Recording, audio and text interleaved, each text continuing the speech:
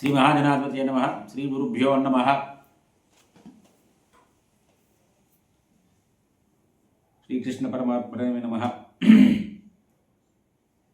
సభాపర్వంలో చాలా ముఖ్యమైనటువంటి ఘట్టము నారదుల వారు ధర్మరాజుకి రాజ్యపాలన విషయంలో చేసినటువంటి ప్రబోధం. ఇక్కడ ముందు నారదుల వారి యొక్క గొప్పతనం కూడా వర్ణిస్తున్నారు. ఇక్కడ నారదుల వారు ధర్మరాజు కొలువు తీరినటువంటి సభలో నారదుల వారు ప్రవేశించారు. నారదుల వారి గొప్పతనం తెలుసుకుందాం. ముందు వేదాలు ఉపనిషత్తులు పూర్తిగా తెలిసినటువంటి వారు నారదుల వారు. జ్ఞాని. ఎవరి చేత పూజింపబడతారు? దేవతలందరి చేత కూడా పూజింపబడేటువంటి వారు నారదులు. వేదాలు ఉపనిషత్తులతో పాటుగా ఇతిహాసాలు పురాణాలు కూడా పూర్తిగా తెలిసిన వారు నారదుల వారు. కల్ప విశేషాలన్నీ కూడా తెలుసును. ఇంతకుముందు పూర్వకల్పాలన్నీ కూడా ఏ కల్పంలో ఎవరు ఎక్కడ ఏ అవతారాలు ఏమిటి అవన్నీ కూడా తెలిసినటువంటి వారు. ధర్మజ్ఞుడు. ధర్మం తెలిసినటువంటి వారు, ధర్మ ప్రబోధ చేసేటువంటి వారు, అందరినీ ధర్మ మార్గంలో నడిపించేటువంటి వారు నారదుల వారు. న్యాయవేత్త. శిక్ష, కల్పం, వ్యాకరణం, నిరుక్తం, ఛందస్సు, జ్యోతిషం ఇవన్నీ కూడా తెలిసినటువంటి వారు నారదుల వారు. ఇక మహావక్త. ఇప్పుడు మనకి తెలియడం వేరు, తెలిసింది నేను చెప్పడము, వారిని ఆకట్టుకునే విధంగా చెప్పడము ఒక అద్భుతమైనటువంటి నైపుణ్యం. అది కూడా ఉన్నటువంటి వారు నారదుల వారు. మేధావి. స్మరణ శక్తి సంపన్నుడు. అంటే స్మరణ విషయంలో వారిని మించిన వారు లేరు. నీతి శాస్త్ర విశారదుడు వారు. త్రికాలదర్శి. అంటే భూత భవిష్యత్ వర్తమానాలన్నీ కూడా తెలిసినటువంటి వారు. ప్రమాణపూర్వకంగా సిద్ధాంతాన్ని నిశ్చయం చేసేటువంటి సామర్థ్యం ఉన్నవారు నారదుల వారు. ప్రతిజ్ఞ, హేతువు, ఉదాహరణ అనేటువంటి ఉపనయ, నిగమము అని పంచావయవాలు ఇవి. ఈ పంచావయవాలతో కూడినటువంటి వాక్యాల్లో ఉన్నటువంటి గుణాలు దోషాలు చెప్పేటువంటి సామర్థ్యం ఉన్నది నారదుల వారికి.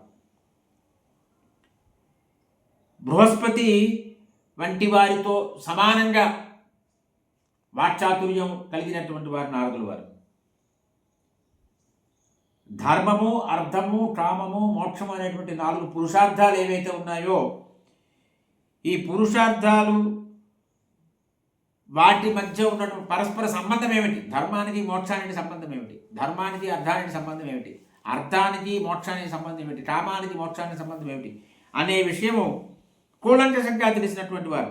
యథార్థం తెలిసినటువంటి వారు. యథార్థంగా ఈ చతుర్విధ పురుషాల మధ్య ఉన్నటువంటి పరస్పర సంబంధం ఏమిటనేది తెలిసిన వారు నారదుల వారు. ప్రత్యక్షము, అనుమానము అనే ప్రమాణాలు ఉంటాయి. ఆ విషయంలో పరిష్కృతమైనటువంటి సిద్ధాంతాన్ని తెలిసిన వారు నారదుల వారు.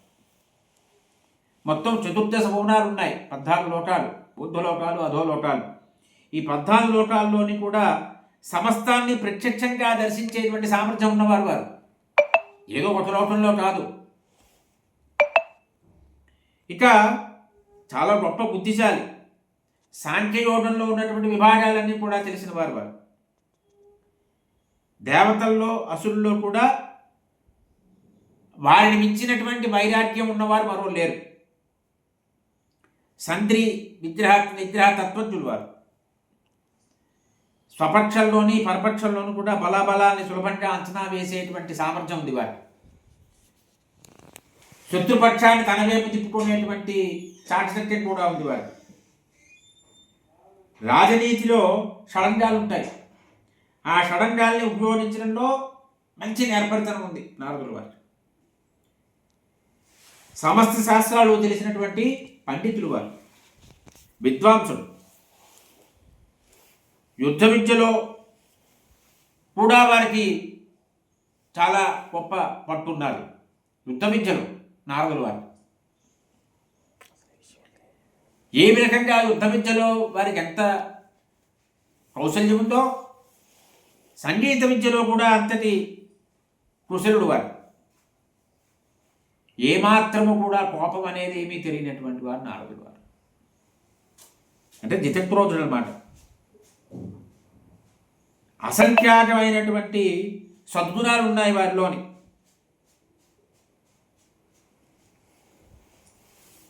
అసంఖ్యాకమైనటువంటి సద్గుణాల రాశి నారదులు వారు అన్నమాట. పరమ తేజస్సుతో ఎప్పుడూ కూడా విరాజిల్లుతూ ఉండేటువంటి మూర్తి నారదుల వారి మూర్తి. అన్ని లోకాల్లోనే కూడా సంచరిస్తూ ఉంటారు. నారద మహర్షి ఒక పారిజాతం. నారద మహర్షి ఒక బుద్ధిశాలి అనేవాడు, పర్వతం లాంటి వారు. అంటే పర్వతంలో మనకి ఏవి కావాలంటే అన్నీ లభిస్తాయి అక్కడ. అటువంటి వారు చాలా సౌమ్యంగా ఉండేటువంటి వారు, సుముఖంగా ఉండేటువంటి వారు. వారు అనేక మంది మహర్షులతో కలిసి పాండవుల్ని కలవాలి అనేటువంటి ఉద్దేశంతో మనోవేగంతో అక్కడికి వచ్చారు. వచ్చి ఆశీర్వచనము, జయ జయధ్వానాల మధ్య ఆశీర్వచనము అందించారు పాండురాజు కుమారుడైనటువంటి ధర్మరాజు యుధిష్ఠిరుడు. అంటే ఇది మనం ఇంతవరకు చెప్పుకున్నది వ్యాసుల వారు వర్ణించినటువంటి జనమేజయుడికి వైశంపాయనుల వారు చెప్పినటువంటి నారదుల వారిలో ఉన్నటువంటి ఉత్తమమైనటువంటి లక్షణాలని కూడా మనం చెప్పుకున్నాం. స్వస్తి.